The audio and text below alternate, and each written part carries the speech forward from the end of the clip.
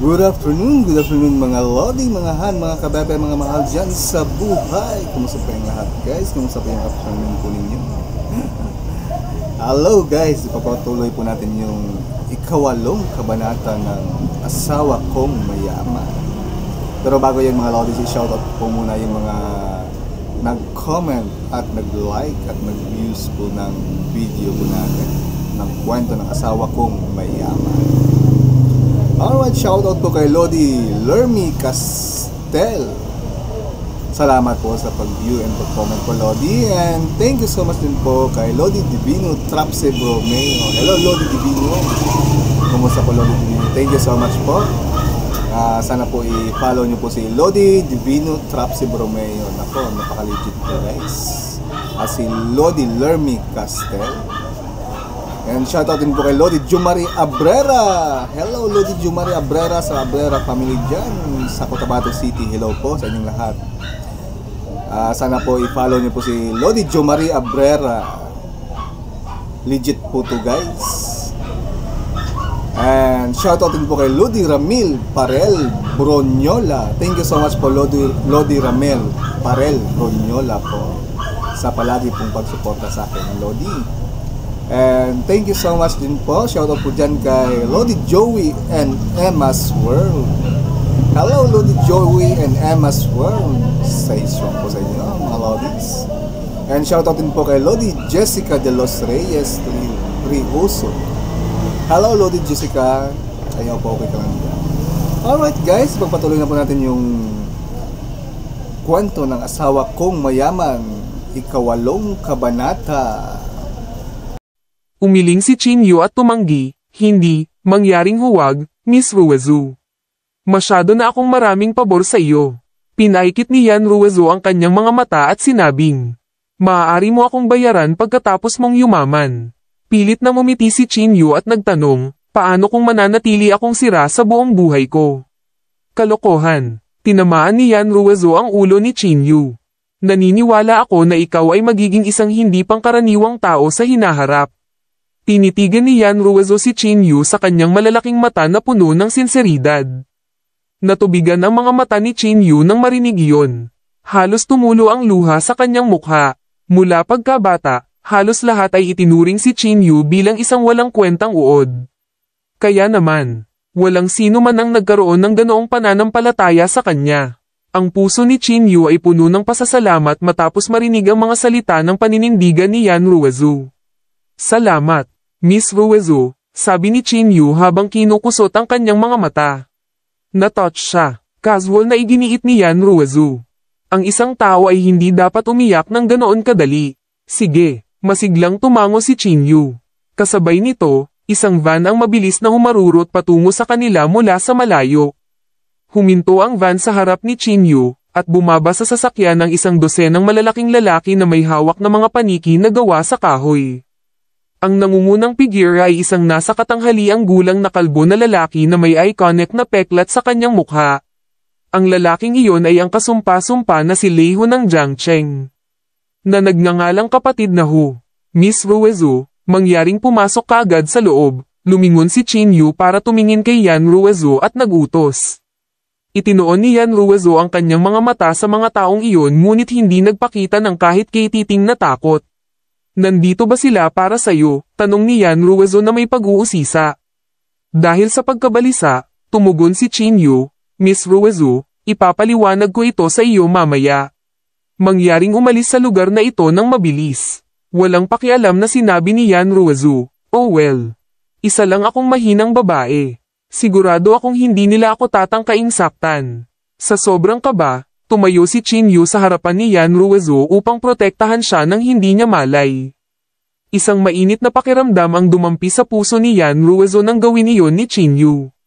Kasabay nito, mas lalong bumuti ang opinyon niya sa kanya. Nagtago sa likod ni Chinyu. Sumilip siya sa grupo ng mga bastos. Hindi nagtagal, pinangunahan ni Leiho ang kanyang mga nasasakupan at humakbang patungo sa Chinyu. Hawak ang isang paniki sa kanyang kamay. Sinuri niya si Chinyu bago nagtanong, ikaw ba ang nakabangga kay Jiaogang? Huminga ng malalim si Chinyu at tapat na sumagot, siya ang unang nagsimula nito. Si Leiho ay nagpipe sa inis, tumigil ka sa pagdadaldal. Kung sinaktan ka niya, pagkatapos ay pagsisilbihan ka ng tama. Dapat mong tiisin ito ng walang paghihiganti. Sinabi ni Chin Yu. Ang batas ay hindi gumagana ng ganoon sa mundong ito. Ha ha ha. Si Lei Hu at ang kanyang mga tauhan ay natawa nang marinig ang kanyang sinabi. Hoy Kuya Hu, sa tingin ko ang batang ito ay naging kuko. Ang batas. Sino ang nagbibigay ng kalokohan tungkol sa batas? Sabi mo si Brother Hu ang batas dito. Tinapak ni Lei Hu ang balikat ni Chin Yu at tinuya. Hayaan mong sabihin ko sa iyo ang katotohanan, bastos ka. Ang may pinakamalakas na suntok ay ang batas. Si Chin Yu ay puno ng galit sa puntong iyon. Ngunit hindi niya mapigilan ang kanyang sarili laban sa isang dosenang mga hooligan sa harap niya. Tinitigan ni Lei Hu si Chin Yu at sinabi ng walang kabuluhang saloobin, mayroon akong magandang ideya. Isasaalang-alang kong palayain ka kung mapapaluhod ka sa aking paanan. Paano iyon tunog? Tinapunan ni Chin Yu ng madilim na tingin si Lei Hu at sumigaw, hell no. Hindi. Agad na umasim ang ekspresyon ni Lei Hu matapos marinig iyon. Kamakawag-kawag ang kanyang mga daliri bilang senyales, ang kanyang mga kampan ay gumagalaw patungo kay Chin Yu. Bueno, sa palagay ko kailangan kong baliin ang iyong mga binti upang ikaw ay lumuhad sa nalalabing bahagi ng iyong buhay. Humikab si Lei Hu. Sa tingin mo ba nararapat siyang lumuhad sa harap mo? Biglang, isang boses ng babae ang narinig mula sa likod ni Chin Yu. Kasunod niyon, si Yan Ruizu ay tumingin kay Lei Hu na may katuwaan. Namutla ang mukha ni Chin Yu. Pagkatapos ay sumingit siya sa gulat. Lei Hu, ako lang ang nasangkot sa bagay na ito. Iwanan mo siya dito, Miss Ruizu, mangyaring umalis dito kaagad. Nagmamadali si Chin Yu sa kaguluhan. Umiling si Yan Ruizu at nagpatuloy na itinoon ang kanyang mga mata kay Lei Hu. Kinusat ni Lei Hu ang kanyang mga mata nang makita niya si Yan Ruizu. Nakasulat ang takot sa buong mukha niya pagkatapos niyang tingnan ang mukha ni Yan Ruizu. Nagsimulang manginig ang kanyang katawan. Napangiti si Yan Ruizu sa kanyang mukha. Gayunpaman, nakakatakot ito sa mga mata ni Lei Hu. Damn, ang hot nitong sisiw. Hoy babae. Gusto mo bang magsaya kasama tayo, panunuya ng isa sa mga nasasakupan ni Lei Hu. Papatayin kita kung maglakas loob kang hawakan siya. Napasigaw si Chin Yu. Haha, Kuya Hu, narinig mo ba ang sinabi niya? Siguradong pagod na ang batang ito sa buhay. Kuya Hu, ang galing talaga ng sisiw na ito. Gawin natin sa kanya. Ang mga bastos na iyon ay nakatingin kay Yan Ruizu. Gayunpaman, itinuon ni Yan Ruizu ang kanyang mga mata kay Lei Hu na walang ekspresyon ng walang sinasabi. Maging si Chin Yu ay nakaramdam ng kaunting kaba sa presensya ng kanyang dominanteng aura. Matapos panasan ang mga pawis sa kanyang noo, tumalikod si Lei Hu at sinampal ang kanyang nasasakupan sa kanyang mukha. Umalis na sa bulgar mong kahilingan, sigaw ni Lei Hu. Napatulala ang lahat ng tauhan niya. Ano ang pumasok kay Kuya Hu? Bakit bigla siyang nawalan ng gana? Tinitigan ni Yan Ruizu si Lei Hu at sinabing, Lei Hu. Pinupuri ko ang katapangan ng iyong mga tauhan. Agad na napaluhod si Lei Hu nang walang pag-aalinlangan. Tapos nauutal siya, don't worry. Talagang bubuksan ko ang bibig niya. Bamantong hininga si Yan Ruizu, ano naman sayo? Nang marinig iyon, nanginginig si Lei Hu sa takot. Nagngangalit ang kanyang mga ngipin. Kumuha siya ng kutsilyo sa kanyang bulsa at walang tagal na sinaksak ang sarili sa hita. Sorry. Hindi ko alam na pag-aari mo si Chin Yu. Patawarin mo ako, pagsusumamo ni Lei Hu na may takot na tingin habang tinitiis ang sakit. Sinulyapan siya ni Yan Ruizu. Scram. Oo, aalis ako kaagad. Nagpumiglas si Lei Hu na tumayo bago kinaladkad ang sarili patungo sa van at torpe na umakyat sa sasakyan na nasugatan ng binti. Ang kanyang mga kampan ay natulala sa mga pangyayari. Lahat sila ay nagmamadaling umalis sa eksena nang walang sabi-sabi. Nabalot muli ng katahimikan ang main entrance matapos ang takbo ng van. Natigilan si Chin Yu habang nakatitig kay Yan Ruizu nang walang laman. Ang kanyang puso ay pampang sa halo-halong emosyon. Sino lang si Miss Ruizu? Bakit matatakot si Lei Hu sa kanya? Yan ang mga tanong na tumatakbo sa isip niya ng mga sandaling iyon. Ano ang nangyayari? Bumalik si Yan Ruizu sa kanyang bastos na sarili. Nagtiptoe, tinapak niya ang ulo ni Chin Yu at nagtanong. Paano mo nalampasan ang mga taong ganyan? Napangiti si Chin Yu. Mahabang kwento. Okay, sagot ni Yan Ruizu at nag-isip. Miss Ruizu, tinulungan mo na naman ako. Hindi ko talaga alam kung ano ang magagawa ko para pasalamatan ka, napabuntong hininga si Chinyu. Pagkatapos magmuni-muni, iminungkahi ni Yan Ruizu, HMM. Bakit hindi mo ako tinatrato ng pagkain?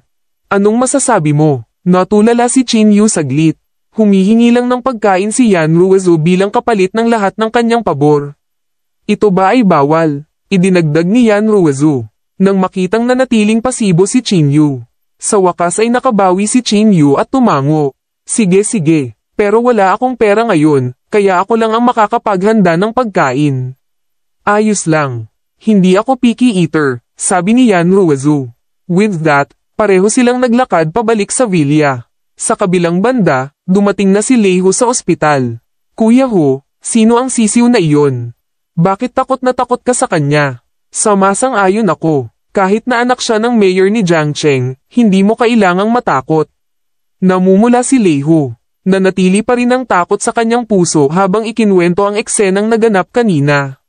Hindi man lang siya mapantayan ng mayor. Siya ay karapat-dapat lamang na ihain ang kanyang mga inumin sa kanyang harapan, paliwanag ni Leiho na may pagkadismaya habang pinupunasan ang pawis sa kanyang noo. Nasaksihan niya ang mga kilalang figure ni Chuzhou na yumuko sa harap niya.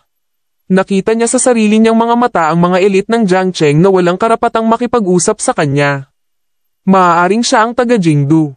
Pinagsama ng nasasakupan ni Leiho ang 2 at 2.